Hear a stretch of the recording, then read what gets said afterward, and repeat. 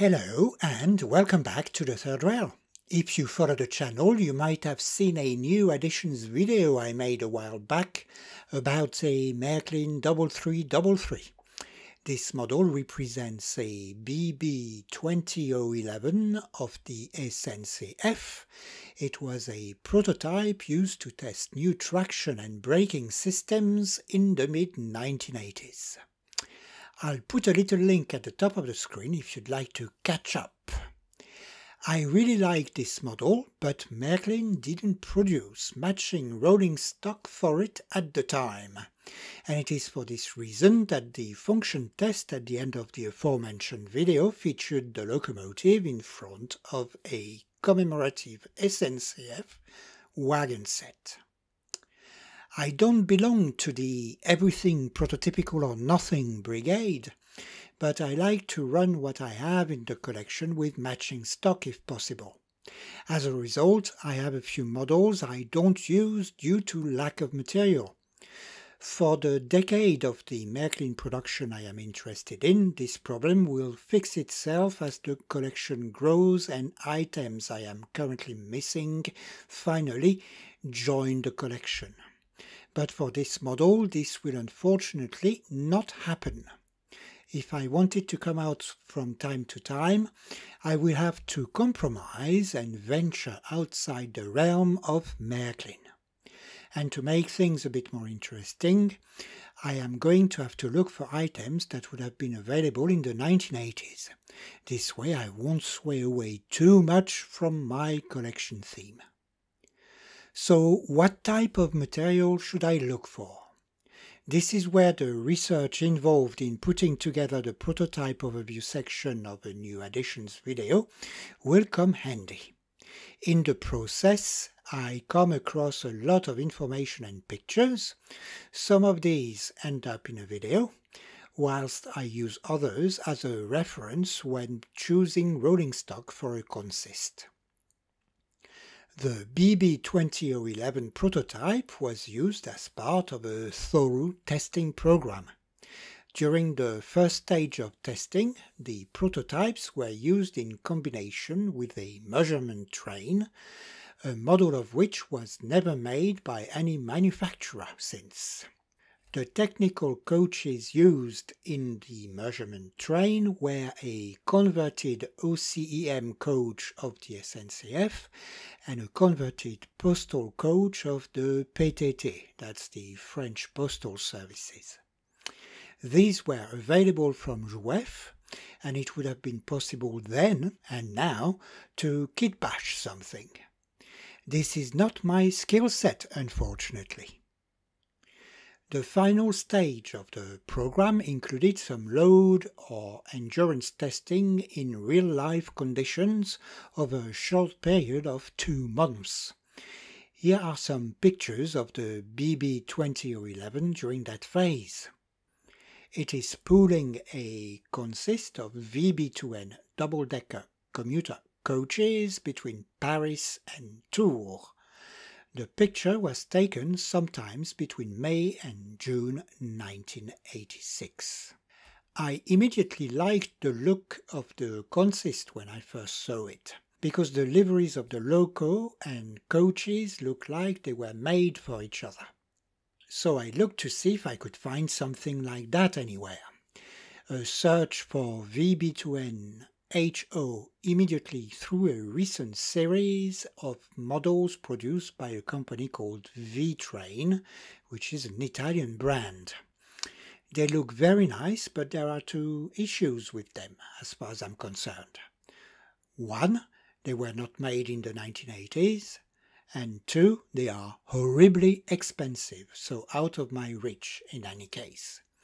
I am simply not going to spend up to €400 to occasionally run a 35-year-old Märklin model. So I looked for 1980s catalogues from Lima and Jouef, who were the main producers of French material at the time. And I was in luck. Both Jouef and Lima produced VB2N coaches in HO. Here is a Lima example. And here is the Zhouef version, which I found looked much closer to the original as far as the livery was concerned. A quick look on auction sites showed the sold prices were reasonable and that they come up for sale pretty regularly, so I decided to keep an eye out for these. Unfortunately, boxed examples in good condition don't come up that frequently. Additionally, the price of the more recent VI train models seems to have increased the interest in the cheaper vintage Zhouef, so their price is quite high for what they are. In the end, it took me nearly a year to find something suitable for the collection, and I had to dig a little bit deeper in my pockets than I would have liked. But here they are. We have 4 Zhouef coaches in good boxes. If we look inside, starting at the bottom of the picture, we have the 5081, that's a second-class pilot coach. Above it, we have the 5082, that's a second-class coach. Then the 5083, which is a first and second class coach, and finally the 5084, that is a second class coach with luggage compartment. Let's have a closer look at one of them near the bench. Well, it doesn't look too bad. It is made by Zhouef, so the construction feels a bit flimsy. One thing that immediately comes to mind is that the coach is riding very low.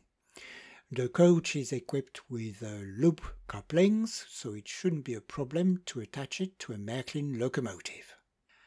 I need to check if the sides of the coach clear certain areas on the layout though. I'll start with the ramp and bridge, which usually cause problems with this type of configuration. My red arrows or the Märklin Zeppelin get stuck there, for example, and they have a similar ride height. So let's see. I'll push the coach up the ramp curve and we are stuck. Let's have a closer look. The corners are fine. It is the inner side of the coach that gets caught. Looking at it a bit closer, I am missing a tiny bit of height, maybe 1 or 2 millimeters. That's it. Let's try the other curve. Same thing. If we look further on the bridge, the coach clears the sides of the bridge element though, so that's good. Now I also need to check the radius 1 curves at ground level. I'll push the coach there and we are getting stuck there too. This time the clearance problem is with the catenary masts. I think we can fix that. I just need to position the mast on the other side of the track, I think. Let's try this now. I'll push the coach and we are okay now. Good stuff. So I'll try the not so parallel curve in the same area, and we are fine with this configuration there too. Excellent. I need to go and reconfigure a few more masts in other parts of the layout though, and then we should be fine there. Now let's address the ramp clearance. I think the easiest way to gain a bit of height without having to resort to surgery is to fit bigger diameter wheels. Let me check the bogies. There is plenty of space between the bogie, the wheels and the bottom of the case, so something larger should fit nicely. Let me take a wheel set out and see what size they are. 9.4 millimeters. Okay, I just need some wheel sets which are a bit bigger. So I hope someone makes 11.4 millimeter sized wheels. After a bit of searching, I found what I was looking for. A place most Brits will know called Peter Spares, Does 11.5mm diameter wheel sets for Lima coaches in an axle width that should fit the Zwief coaches. I ordered enough for the rake and they have arrived, so I'll fit some on the coach and we'll see if my eyeballing was good enough. Okay, moment of truth. Will the coach clear the curve? And it does, with just enough space. Excellent. Let's try the bridge. That works too. Now I let the coach roll downhill by itself. Look at how far it goes. Nice. Okay, let's check the curves now at ground level.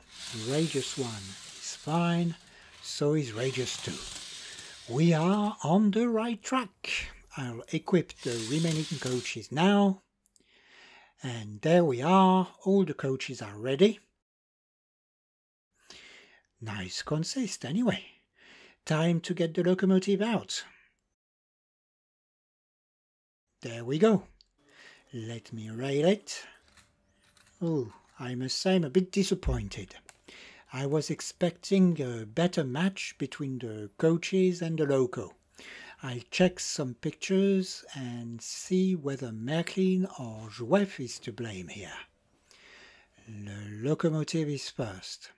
I think the prototype was painted in a light orange. The shade Märklin chose is practically bright yellow.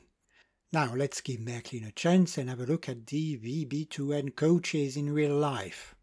There I'd say the shade of orange chosen by Zwief might be a bit on the darker side. But overall, I'd place most of the blame with Märklin in this case. Let's have a look at the consist as a whole. It does look the part, and quite nice regardless of the color mismatch. Definitely nicer than a rake of commemorative wagons or Korai coaches. Time for a bit of action. Quick test on the ground loop first, just to check the behavior of the first coach and locomotive couplings. Turnouts are okay so far. Station is fine.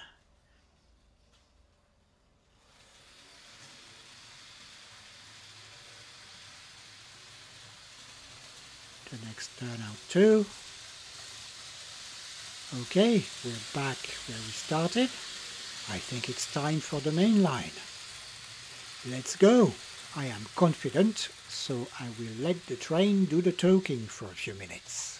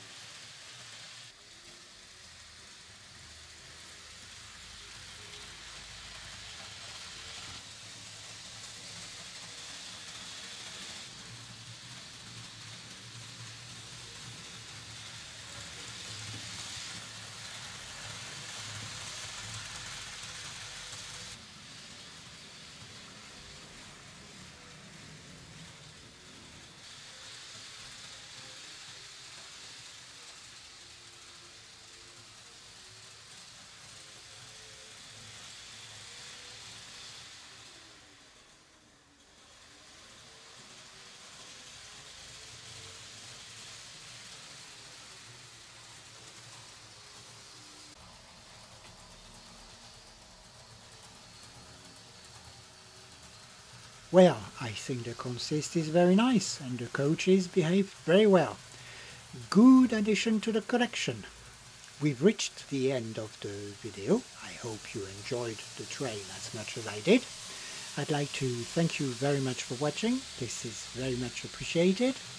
I'd also like to thank you for your subscriptions, likes and shares, which I found very rewarding, and this is the type of things that keeps me going.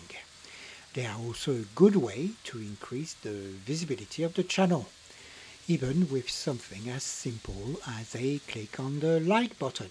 So thank you very much again for this, and bye for now.